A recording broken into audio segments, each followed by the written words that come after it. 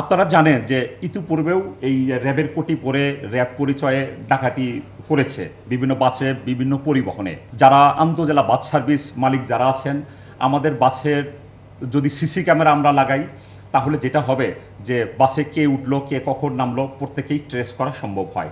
এতে কি হবে যে অপরাধীরা ভয়ে এই বাসের ভিতরে কোনো ডাকাতি ঘটাবে না।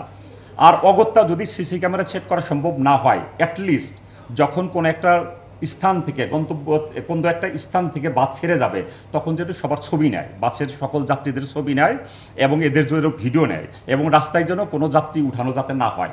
এতে কি হবে যে পরিবহনটা নিরাপদ হবে এবং এইখানে যারা পরিবহন করবে যাত্রী, তারাও নিরাপদ বোধ করবে।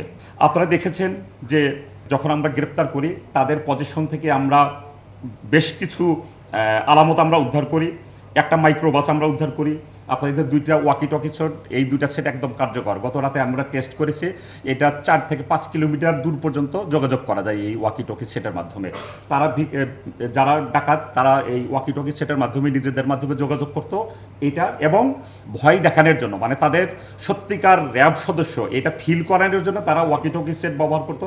এবং এই সরঞ্জামারিতে আপনারা দেখছেন পিস্তল সদৃশ যেই বস্তুটা আছে, এগুলো তারা ব্যবহার করতো এবং জনগণকে, এবং তাদের ভিতরে যে যোগাযোগগুলো হতো, ভিকটিমকে যখন চোখ বেঁধে নিজেরা যোগাযোগ করতো, তাদের কমিউনিকেশনগুলো এমন ছিল যে তাদের বোঝানোর চেষ্টা করতো যে আমরা আসলে সত্যিকারের র্যাব সদস্য।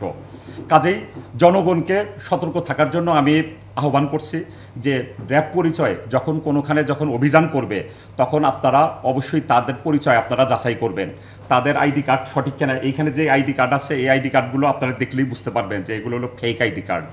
আপনারা দেখবেন যে প্রত্যেক আইডি কার্ডের র্যাঙ্ক লেখা আছে কনস্টেবল, কিন্তু তাদের র্যাঙ্ক ব্যাচ আছে, দেখবেন যে মেজর র্যাঙ্ক বা বড় বড় অফিসারদের র্যাঙ্ক পড়া আছে।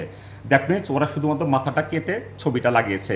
এটা আপনারা যারা শিক্ষিত শ্রেণী আছেন, একটু চিন্তা করলেই বুঝতে পারবেন যে এখানে যে আইডিটা শো করতেছে, এটা আসলে ভুয়া র্যাব সদস্যের আইডি।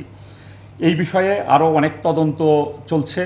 আমরা র্যাব যেহেতু ছায়া তদন্ত করি, এই চক্রের সাথে আরও কেউ জড়িত আছে কিনা সেই বিষয়ে আমরা অনুসন্ধান করতেছি এবং তাদেরকে গ্রেপ্তারের জন্য আমরা প্রচেষ্টা চালাচ্ছি।